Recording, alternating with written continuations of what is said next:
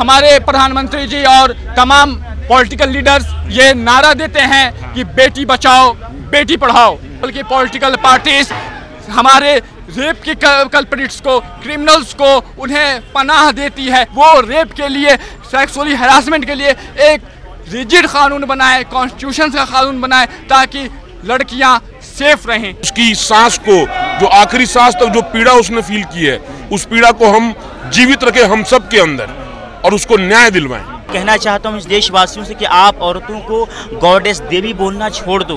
आप उन्हें दिन में देवी बोलते हो, रात में बलात्कार करते हो। सरकारों का रुख महिलाओं को लेकर के, दलितों को लेकर के, मुसलमानों को लेकर के ये हमेशा से एक तरफ से बायस्ड रहा है।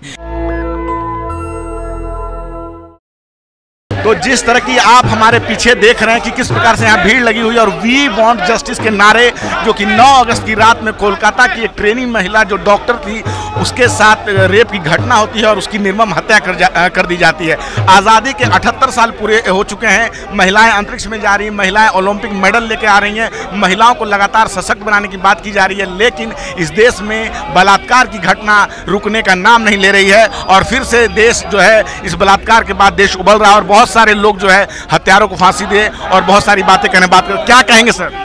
देखिए, हमारे देश की 50% आबादी महिलाओं की आबादी है।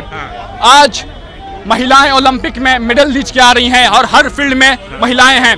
महिला का एक बड़ा तबका मेडिकल फील्ड में काम करता है, लेकिन आज जो देश का हाल है, हमारे प्रधानमंत्री जी और तमाम पॉलिटिकल लीडर्स ये नारा देते हैं कि बेटी बचाओ बेटी पढ़ाओ, लेकिन क्या ये पढ़ी लिखी बेटी का यही सम्मान है? यही आप देखिएगा कि दिल्ली के सड़कों पे, हिंदुस्तान के गलियों में सेंट्रल गवर्नमेंट क्या कर रही है। बेटियां आज सुरक्षित नहीं है, नारियां आज सुरक्षित नहीं है, क्योंकि वीमेंस के साथ सेक्सुअली हरासमेंट हो रहा है, वर्बली हरासमेंट हो रहा है और फिजिकली हरासमेंट हो रहा है। हम स्टूडेंट लीडर्स, हम स्टूडेंट यूथ आज सड़कों पे क्यों उतरे हुए हैं? आज इस दिल्ली की सड़कों पे 10 बजे रात में हम क्यों एहतजाज प्रोटेस्ट कर रहे हैं? ताकि आइंदा ऐसा कोई दोबारा कांड नहीं हो, दोबारा कल्प्रिट को छांव और उसे ये एक प्लेटफॉर्म नहीं दिया जाए, बल्कि पॉलिटिकल पार्टीज हमारे रेप के कल्प्रिट्स को, क्रिमिनल्स को उन्हें पनाह देती है। हम इसके खिलाफ, दिल्ली में निर्भया कांड हुआ था, उसके बाद बराबर रेप की घटनाएं, सेक्सुअली हरासमेंट की घटनाएं आती रहती हैं, लेकिन हम मुत्तहिद होके, एक साथ होके आज खड़े हैं कि कॉन्स्टिट्यूशन प्रीएम्बल और हम गुजारिश करेंगे मेंबर्स ऑफ पार्लियामेंट को उन लोगों की कॉन्स्टिट्यूशन वो बनाते हैं, मेंबर्स ऑफ पार्लियामेंट वो बनाते हैं, वो रेप के लिए, सेक्सुअली हरासमेंट के लिए एक रिजिड कानून बनाए, कॉन्स्टिट्यूशन का कानून बनाए ताकि लड़कियां सेफ रहें। धन्यवाद सर। क्या कहना चाहेंगे? देश जब आज़ादी के स्वतंत्रता दिवस की तैयारी कर रहा था, उसी समय एक पखवाड़े पहले एक महिला डॉक्टर के साथ जो कि ट्रेनी है उसके साथ रेप की घटना होती है और लगातार ऐसी घटनाएं देश में कड़े से कड़े कानून बनाए गए, लेकिन घटनाएं होती हैं और उसके बाद जो है राज्य सरकार और पुलिस प्रशासन सबूत मिटाने का प्रयास करता है। सुसाइड की बात कही गई थी, बाद में मामला धीरे धीरे और खुलता है। क्या कहेंगे आप इन सारी बातों पर? सर, बेहद ही शर्मनाक है, क्योंकि कल ही हमने अपना 77वां स्वाधीनता दिवस मनाया, पर मुझे कोई एक सिंगल रीज़न नहीं दिख रहा है कि इस स्वतंत्रता दिवस को सेलिब्रेट किया जाए। हम महिला सशक्तिकरण की बात करते हैं, अब कितनी सशक्त महिला, वो लड़की पढ़ लिख के डॉक्टर बन गई थी, उसको फिर से घसीट के वहीं ला दिया गया जहां हम आज से 100-200 साल पहले हुआ करते थे। अब सशक्तिकरण का कोई मतलब ही नहीं रह गया इस देश में। सरकारों को इससे सीखना होगा। 12 साल पहले भी यही हुआ था इस देश में, तब से लेकर अब तक दिल्ली को rape capital of the world कहा जाता था। पर क्या सीखे हम? सरकार बदल गई, 10 साल का एक टेन्योर भी इनका निकल गया। हम बस लॉज को स्ट्रिंजेंट करते जाते हैं, पर उसको इम्प्लीमेंट करना भी चाहिए। स्पीडी ट्रायल्स की बात करते हैं हम, लेकिन उसको इम्प्लीमेंट करने वाला कोई नहीं है।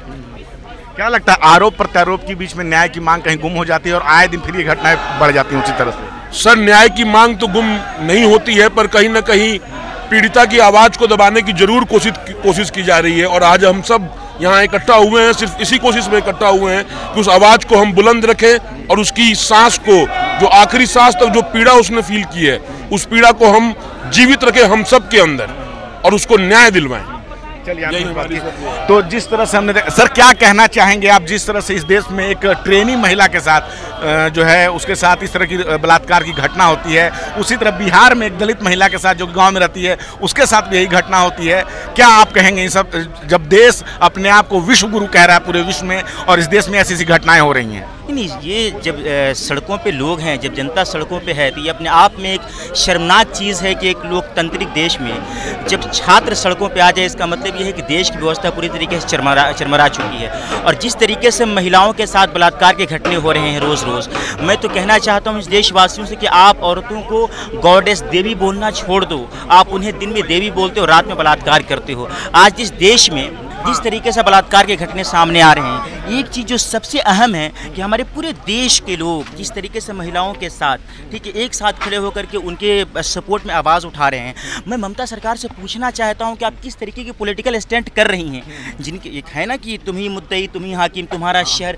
ये सारी चीज़ें चल रही हैं जिनसे जस्टिस को उम्मीद की जानी चाहिए थी, जिनसे इंसाफ की उम्मीद की जानी चाहिए थी, वही सड़कों पर एक पॉलिटिकल स्टंट के साथ मोमबत्ती लेकर के निकल रही हैं। ये अपने आप में काफ़ी शर्मनाक है। और जिस तरीके से मुजफ्फरनगर के दंगे हुए हैं, दलित महिला के साथ जिस तरीके से रेप के कांड हुए हैं, ये अपने आप में काफ़ी निंदनीय और शर्मनाक है। पूरे देश को इस पर सोचना चाहिए, इस पर चिंता करने की विषय है। मैं ये कहना चाहता हूँ जिस तरीके से यहाँ पर महिलाओं के साथ आप एक तरीके से देवी कह रहे हो, उसे दूसरी तरफ आप उनके साथ रेप कर रहे हो। एक महिला डॉक्टर जो कहीं ना कहीं आपकी जान बचा रही है, जो आपकी जान की मुहाफिज बनी हुई है, प्रोटेक्टर बनी हुई है, आप उसके साथ किस तरीके से इसमतदरी कर रहे हो, किस तरीके से आप उसकी इज्जत के साथ खिलवाड़ कर रहे हो। सबसे बड़ी चीज़ ये है कि जिस तरीके से महिलाओं को लेकर के पूरे सरकार का जो रुख है उसको लेके क्या कहेंगे? पुलिस प्रशासन पहले कहता है सुसाइड थी, फिर सबूत मिटाने का प्रयास किया जाता है, अब तो खैर मामला सीबीआई को दे दिया गया है और जल्दी जल्दी मामला निपटाने को आ गया। तो सरकारों का रुख जो होता है उसको आप लेके क्या कहेंगे? देखिए, सरकारों का रुख महिलाओं को लेकर के, दलितों को लेकर के, मुसलमानों को लेकर के, ये हमेशा से एक तरफ से बायस्ड रहा है।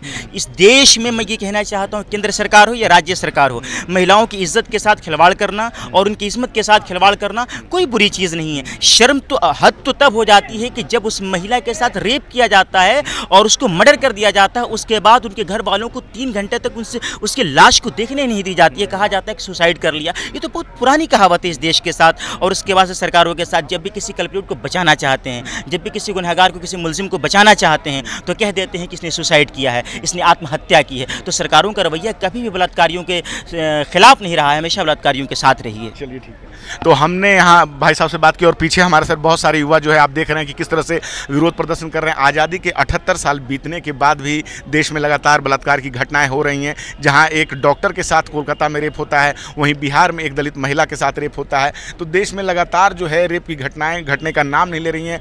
कड़े से कड़े कानून बना लिए गए, लेकिन पुलिस प्रशासन जो है इस तरह से लीपापोती शुरू करने का प्रयास करती है। जब दबाव बढ़ता है तब जाकर सच कहीं सामने आता है। क्या है आपकी राय इस पूरे बातचीत पर? आप अपनी राय हमें ज़रूर कमेंट में बताएं। मैं रंजय कुमार, कैमरामैन आशीष के साथ नेशनल दस्तक। धन्यवाद।